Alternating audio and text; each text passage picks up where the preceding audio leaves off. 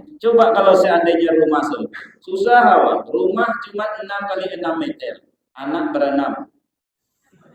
Tentu 1 meter 1 orang, Pak. Ayah dapat rezeki umpamanya THR. Nak beli kulkas sebagaimana juga orang lain punya. Di mana nak ditaruh? Sebelah kanan anak tua, sebelah kiri nomor 2, yang di sana-sana nomor 3. Mau tak mau harus di tengah. Letakkanlah kulkas di tengah rumah itu. Datang ibu mertua dari kampung, kemana nak diletakkan? Susah. Satu-satunya tempat yang kosong cuma dalam kulkas. Bismillahirrahmanirrahim. Assalamualaikum warahmatullahi wabarakatuh.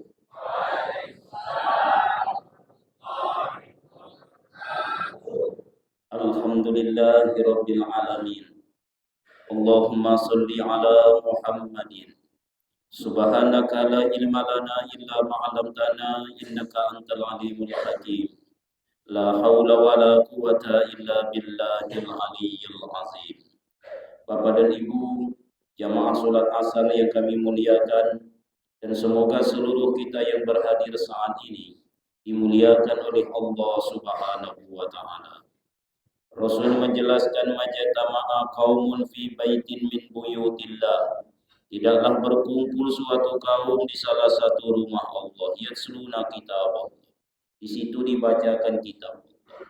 Wa yatadarrusunahu bainahum, mereka berusaha menjelaskan memaparkan isinya. Illa nazalat alaihimus sakinah, pastilah turun ketenangan di hati mereka. Wa wasiyatuhur rahmah, Allah memandang mereka dengan pandangan penuh kasih sayang. Wa haffat sumul malaikah, tempat mereka itu dipenuhi oleh para malaikat. Wa zakarahumullah fi man indah, nama-nama yang hadir sedang disebut-sebut oleh Allah di sisinya di antara para malaikat. Man salaka tariqan yaltamisu fihi ilman sahalallahu lahu tariqan ilal jannah. Siapa yang korbankan waktu, tenaga, pikiran dan mungkin sedikit perasaan untuk hadir dalam majelis ilmu, Allah berjanji memudahkan bagi orang itu jalannya menuju surga. Pada pertemuan kita kali ini kita akan membicarakan satu judul singkat, konsekuensi sebuah dosa. Menjadi orang yang tak berdosa tidaklah mungkin. Sebab tidak ada manusia dilahirkan dengan tidak berdosa. Siapapun orangnya. Laki-laki, perempuan, tua, muda, miskin, kaya, pastilah dia punya dosa. Karena Rasul mengatakan, kullu bani Adam khata'.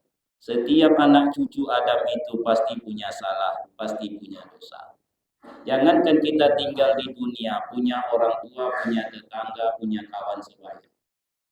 Nabi Adam alaihi salam tinggal di dalam surga, tak ada orang tua, tak ada tetangga, tak ada kawan sebaya, kecuali Siti Hawa. Pun tetap berdosa. Satu dosa Adam di dalam surga, memakan buah khuldi. Kata Allah, kul nahbitu minha jami'an, Adam, keluar kau dari dalam surga. Konsekuensi, apatah lagi awak yang tinggal di dunia ini, tak mungkinlah tak berdosa, punya orang tua, punya tetangga, punya kawan sebaya. Adam cuma satu dosanya, makan buah khuldi, terusir dari dalam surga. Awak entah buah hapu-hapunan lah awak makan. Jadi tak mungkin tak berdosa. Kullu bani Adam khata'. Cuman bicara tentang dosa, bagaimana sikap kita? Bila dosa itu sudah terlanjur kita kerjakan, konsekuensi atau perkara yang harus awak lakukan cuma satu, bertobat terhadap. Sebaik-baik orang berdosa itu kata Rasul, kullu bani Adam khata'. Wa khairu khata' at-tawwabuna. Sebaik mereka yang berdosa, yang mau bertobat kepada Tuhannya. Ya ayyuhallazina amanu tubu ilallahi taubatan nasuha. Duhai orang beriman, kata Allah, tobatlah kepada Allah dengan sebenar-benarnya. Lalu sikap yang kedua adalah sikap kita terhadap dosa yang bakalan kita kerjakan. Kalau terhadap dosa yang sudah kita lakukan, kita dituntut untuk bertobat. Kalau dosa yang mungkin bakalan kita kerjakan, maka kita dituntut untuk memelihara diri. Caranya, ingatlah konsekuensi daripada dosa yang bakalan kita kerjakan tersebut. Jadi makin tahu kita konsekuensi daripada sebuah perbuatan, maka makin berhati-hati kita nak melakukannya. Apa konsekuensi dari sebuah dosa? Inilah yang akan kita bicarakan secara sederhana. Yang pertama adalah siap-siaplah menerima azab. Baik azab kubur, azab mahsyar, konontah lagi azab neraka.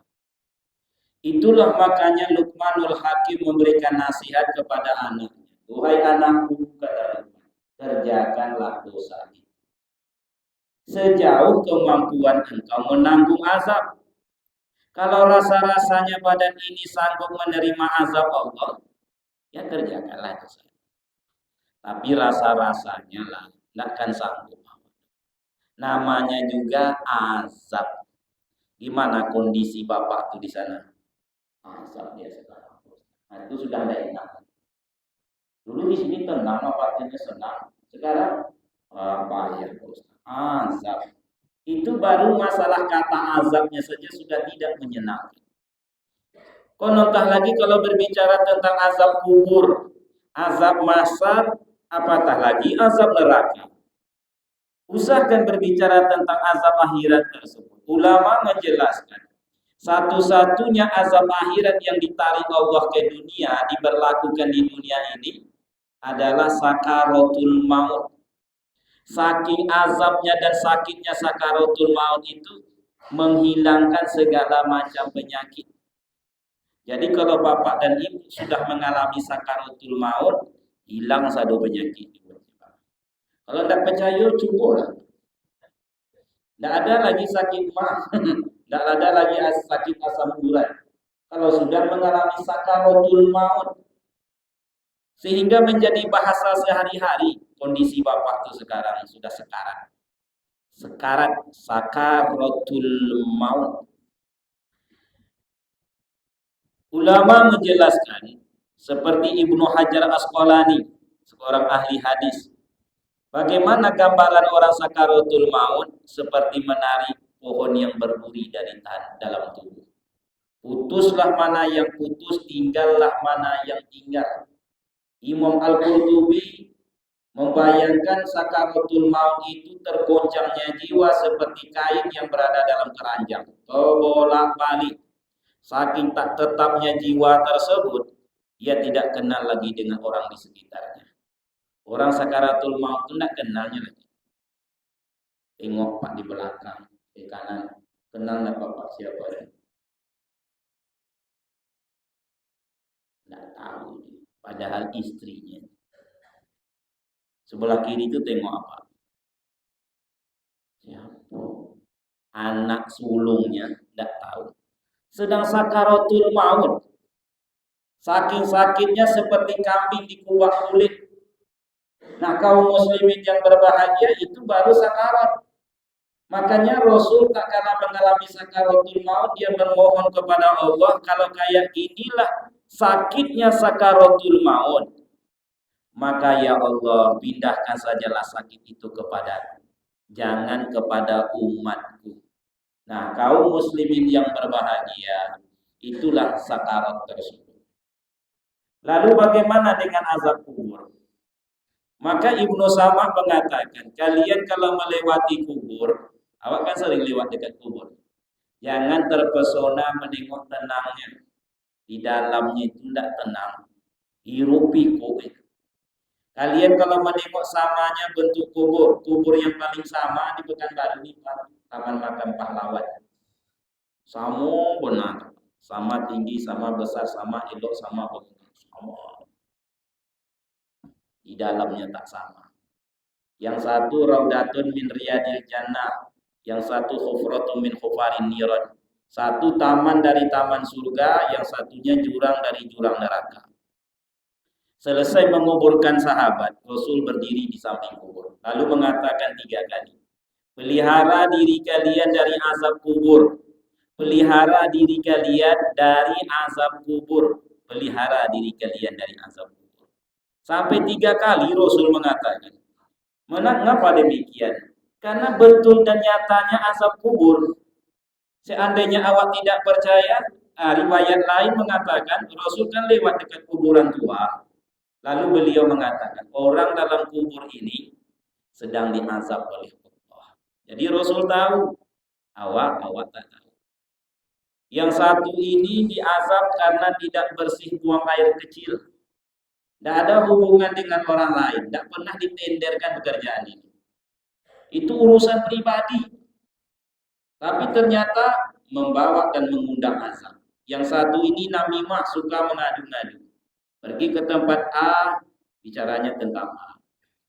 Pergi ke tempat B, mukanya kayak B.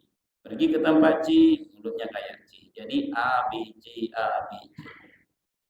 Namimah, diazab oleh Allah Subhanahu wa Ta'ala. Baru azab kubur. Tidak percaya juga awak dengan azab kubur.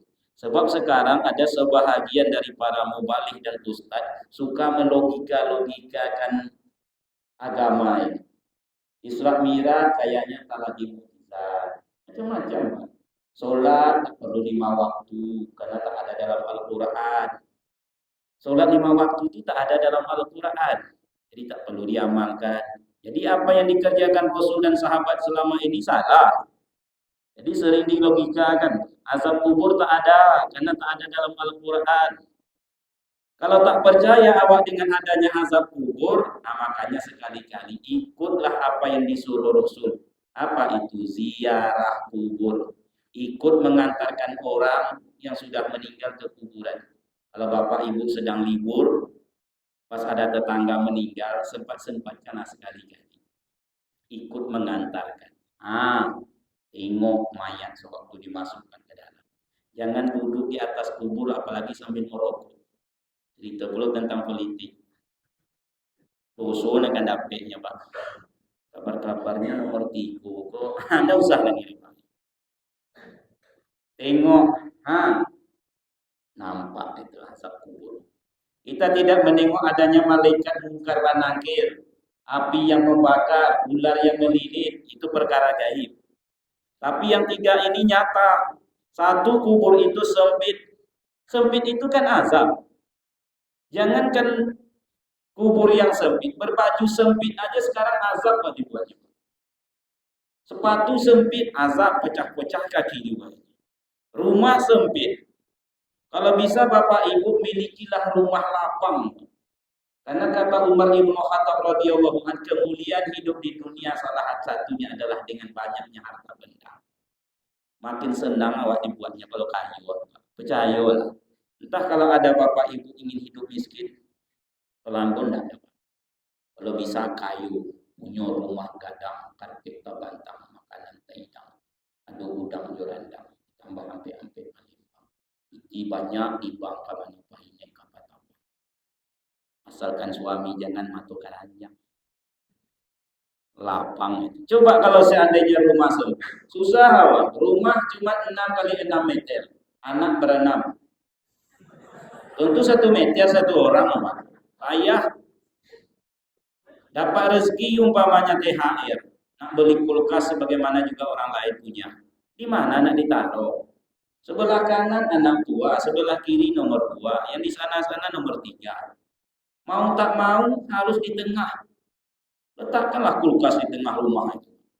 Datang ibu mertua dari kampung, kemana nak diletakkan? Susah. Satu-satunya tempat yang kosong cuma dalam kulkas. Kan baru dibeli, masih kosong. Itu cara berpikir cerdas, kan belum ada isinya. Susah dibuatnya. Itu baru rumah sempit. Bagaimana kalau hati sempit, pikiran sempit? Kubur itu sempit. Makanya kata Ali, bila engkau di dunia ini dalam kesempitan, ingatlah sempitnya kubur. Karena itu akan melapangkan kamu. Tidak ada urusan yang paling sempit kecuali hari awak dimasukkan ke dalam kubur. Habislah semua kelapangan. Jangankan untuk berdiri, duduk pun tak bisa. Jangankan duduk terlentang, tidak memungkinkan. Hanya miring ke kanan ke arah kiblat. Diciumkan ke tanah. Di depan tanah, di belakang papan lahan. Di atas tanah, di bawah tanah, kiri kanan tanah. Mati itu terlalu sakit, sakaratul maut. Di dalam kubur terlalu sempit, ular dan kala datang menggigit, papan dan bumi pula menghimpit. Itu lagu lama tuh Pak, nggak ada di YouTube. Kalau Bapak ketik nanti kelompok kuburan, nggak lagu itu keluar, yang lain keluar. Keluar lagu C, D minor, E minor, G, G, C lagi, D minor, E minor, G, G, C lagi. Tak joleh, tak apa maksudnya. Lupa, lupa, lupa, lupa, lupa lagi syairnya. Kalau lupa jangan menyanyi. Jadi tidak ada makna. Kalau lagu dulu itu jelas. Lianglah muat seorang, gelapnya wahai tidak terperi. Azab nomor 2 gelap. Selesai tanah ditimbun orang, tinggallah badan seorang diri. Sendirian, gelap, sempit, gelap, sendirian. Itu azab kubur. Lalu bagaimana dengan azab mahsyar? Azab neraka, setiap Allah berbicara tentang azab di dalam Al-Quran tidak ada berdiri sendiri. Selalu diberi sifatnya supaya kabar bertakut untuk awak hari ini. Itu pun awak tidak takut. Walahum azabun alim, bagi mereka azab yang pedih. Walahum azabun azim, bagi mereka azab yang besar. Walahum azabun muhin, bagi mereka azab yang menghinakan. Apakah pernah ada orang menengok benarnya ada azab? Ada. Siapa dia? Ialah Rasulullah. Salah satu hikmah Isra Mi'raj ini kan itu, membuktikan kebenaran isi di dalam Al-Quran tentang perkara yang gaib-gaib. Al-Quran berbicara tentang surga, Al-Quran berbicara tentang neraka. Itu dalam teori Al-Quran. Nyatanya mana? Ayo Muhammad, kata Rasul. Maku tengokkan kau mana dia neraka. Itu dia neraka. Maka Rasul mengatakan, bila ada ini azab, ini dosa, ini azab, ini dosa. Antara lain, Rasul menengok langsung azab. Beliau menengok ada orang yang lidahnya panjang keluar, kemudian dipotong, keluar lagi, dipotong lagi, keluar lagi, dipotong lagi. Nah itu siapa itu Jibril? Apa dosa? Kan begitu Pak. Setelah menengok azab, apa dosa? Artinya konsekuensi dari azab itu adalah konsekuensi dari dosa itu adalah azab. Apa dosanya nih Jibril? Jibril menjawab, itulah dia orang yang bicaranya tak sesuai dengan yang diamalkannya. Orang sering menyebutnya para mubalih, para ustaz. Saya kurang setuju. Masa kami aja? Kalau bentuk itu berhenti orang menjadi mubalih jadinya Pak. Semua awam masuk itu. Orang yang memberikan nasihat kemudian tidak mengimbanginya dengan pengamalan masuk. Jadi guru-guru masuk, dosen masuk, ustaz masuk juga. Orang tua masuk. Siapa mereka orang tua yang masuk? Yaitu orang yang tua menyuruh anaknya melakukan sholat umpamanya, tapi dia tidak sholat. Banyak tuh. Sholat. Ayah kok nggak sholat, kata anak. Anak sekarang kan cerdas, Pak. Ayah kok nggak sholat? Ayah halangan. Mana ada laki-laki halangan? Puasa, tengok anak lain berpuasa, masa kalian tidak puasa di bulan Ramadan? Ini puasa lah. Ayah kok tidak puasa? Ayah kalau bulan Ramadan sakit mah. Bilang Ramadan, bilang mahal. Nah ini termasuk juga. Rasul menengok ada orang dipotong, digergaji tangannya. Itu siapa? Apa dosanya itu? Tetap dosa yang ditanya. Karena konsekuensinya itu. Itu adalah orang yang mengambil hak orang lain. Itu yang dikejar-kejar api neraka, kemanapun dia pergi. Itu orang yang durhaka sama orang tua. Jangankan membentak walatan harhuma lagi. Jangankan membentak membencinya. Mengatakan di depan orang tua dengan decak saja tak boleh. Tidak senang awak sama ayah mak. Kalau sesama kawan biasanya. Oh ini lagi. Oh ini. Tapi kalau pada orang tua, tidak boleh. Fala taqul lahuma uff. Jangan kau katakan. Saya pernah bertanya kepada jamaah, coba tuliskan. Ada yang bisa apa? Guru bahasa Indonesia sekalipun tidak bisa menulis. Nak ditulis C, C. Nak ditulis CIS, cheese. Ini enggak. Apa nulisnya coba? Tidak bisa ada Pak. Saking kecilnya dosa itu. Tapi kalau dihadapkan kepada orang tua, menjadi dosa besar. Maka setelah Rasul menengok tersebut, wajar Rasul memberikan sebuah sabdanya. Seringan-ringannya azab neraka itu adalah seseorang yang disuruh memakai sandal dari api neraka, begitu dipakai menggelegaklah otaknya. Dari mata, hidung, mulut, telinga keluarlah lidah-lidah api. Ya seperti didudukkan di sebuah tungku yang api dinyalakan di bawahnya. Dia bergumam, aku orang yang paling besar azab. Kata Rasul, itulah contoh seringan-ringannya azab. Tentu seringan-ringannya azab untuk seringan-ringannya dosa. Kan begitu logikanya. Makanya wajar Luqmanul Hakim mengatakan, kerjakanlah dosa itu. Nah, sejauh kemampuan engkau menanggung azab, lebih mulia seseorang itu. Biarlah dia lemah dalam melaksanakan ketaatan, asal kuat dalam menjauhi kemaksiatan. Tapi yang banyak awak gagal, kemampuan menjauhkan diri dari kemaksiatan atau dosa. Yang kedua, dua saja kita sampaikan karena waktunya sudah 30 menit. Saya akan tetap tengok waktu itu Pak. Kalau lama-lama ceramahnya rugi saya. Dua sajalah kita sampaikan dari 5 perkara ini. Yang kedua adalah terimalah musibah di dalam bentuk azab. Memang tidak semua musibah dalam bentuk azab. Musibah itu ada 3 macam. Yang pertama, kalau dia melanda orang yang berdosa, azab namanya. Melanda orang yang lalai, peringatan namanya. Melanda orang yang taat, ujian namanya. Yang awak tanyakan tak kala musibah itu datang, apakah saya sedang diazab, sedang diingatkan, atau sedang diuji. Tengok kondisi. Kalau sahabat, lebih takut dia kalau itu dalam bentuk azab. Sehingga putus pun sandal mereka beristighfar. Putus sandal, astagfirullah. Jangan-jangan ini. Tertendang nanti daun pintu, mudah-mudahan saya jangan. Seharusnya awak beristighfar. Jangan-jangan ini azab. Apa dosa kaki itu? Oh iya, menjelang ke kantor tadi menendang kucing. Nah, umpamanya kan begitu. Wajar aku dapat azab. Kaum muslimin yang berbahagia.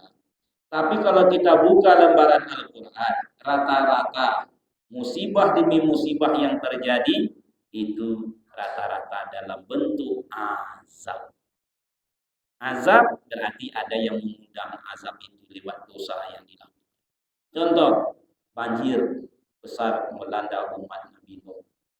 Mereka melakukan satu dosa besar, yaitu syirik. Dibuatnya berhala-berhala lalu disembah berkeliling mereka. Ullallah illallah.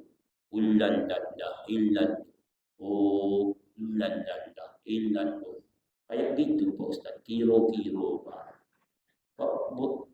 Betul-betul nampaknya jangan-jangan Ustaz penyembah belum dia tidak ada Bapak Ibu. Ini kiro-kiro. Akibatnya Allah tenggelamkan. Ada yang menganalisa di mana terjadi banjir-banjir, di situ banyak syiriknya. Ini kan musim banjir Pak. Berarti banyak syirik merajalela. Orang tidak menyembah berhala, tapi syirik modern. Orang menyembah jabatan, orang menyembah harta, orang menyembah tokoh, sampai mengorbankan agama. Ada tokoh mengatakan bahwa sekarang orang sholat tidak banyak yang tidak menyebut amin. Lantaran dia memuja satu tokoh yang tak usah disebutkan namanya. Waktu menyebut amin, kan waladhdallin. Apa sambungnya? Kalau ada yang tak menyebut berarti itu. Nak disebutnya amin dong Pak katanya. Ada yang diam. Dikorban. Masalah agama demi masalah. Sudah berapa ribu kali Bapak Ibu sholat, ada enggak orang diam saja waktu menyebut waladhdallin? Tak menyebut amin, rasanya enggak ada. Cuman ada yang besar, ada yang kecil. Tetap disebut. Sementara tokoh dengan itu yang tak saking sayangnya sama tokoh itu, tidak disebutnya Pak Amin. Bohong. Ada yang berani mengatakan bahwa sekarang umat Islam itu tidak begini lagi tahiyatnya, Pak. Karena dia tidak suka, ini kan menunjukkan nomor satu. Maka ada yang begini. Dan ini jujur Bapak Ibu, pernah tidak Bapak Ibu menengok kawan di samping sholat begini? Kalau pernah saya bayar saat ini Pak. Tidak ada, bohong. Tidak ada begini. Pernah Pak? Tidak pernah. Kalau begini pernah, tentu begitu kok pernah. Kalau dia nomor 4 itu begikunya besok. Kalau dia nomor 5 itu begikunya Pak. Tetap begini. Bahkan kalau sakit telunjuk ini tidak disunahkan mengganti dengan jari lain. Bapak kalau sakit telunjuk tak bisa, umpamanya diangkat, jangan tukar dengan jempol. Tidak boleh. Nah, kaum muslimin yang berbahagia, jadi wajar turun musibah, banjir besar, sedikit lagi longsor. Longsor itu kan dibalikkan, yang bawah ke atas, yang atas ke bawah. Kenapa terjadi longsor? Tengok umat Nabi Lut. Umat Nabi Lut itu diberi Allah azab berupa longsor. Karena perbuatannya memang kebalik. Makanya tempatnya dibalikkan. Orang laki-laki dengan perempuan, perempuan dengan laki-laki, Allah ciptakan hidup berpasang-pasangan. Sementara kaum itu terbalik. Laki-laki dengan laki-laki, perempuan dengan perempuan. Apalah rasa. LGBT, laki ganteng, bini tampan. Itu kepanjangannya. Dan ada yang nak mesahkan itu dibolehkan pula. Nah, coba bayangkan itu. Durhakanya kepada Allah. Sudah jelas-jelas dilarang. Nah, dibolehkannya LGBT, laki ganteng, bini tampan. Tak terbayang Bapak. Ampun tak terbayang kalau seandainya pasangan saya itu jenggotnya lebih panjang loh dari aku. Terus sangkut jangkut dengan jangkut. Oh Tuhan. Jadi wajarlah turun musibah. Maka kaum muslimin yang berbahagia itu adalah konsekuensi terhadap dosa yang berani kita lakukan. Kita tutup dengan sebuah kata syair Khalil Gibran, seorang penyair Libanon. Siapa yang selalu berenang-renang di dalam dosa, suatu saat akan tenggelam di dalam duka. Karena itu konsekuensinya. Lebih dan kurang mohon maaf. Subhanaka Allahumma wa bihamdika asyhadu an la ilaha illa anta astaghfiruka wa atubu ilaik. Assalamualaikum warahmatullahi wabarakatuh.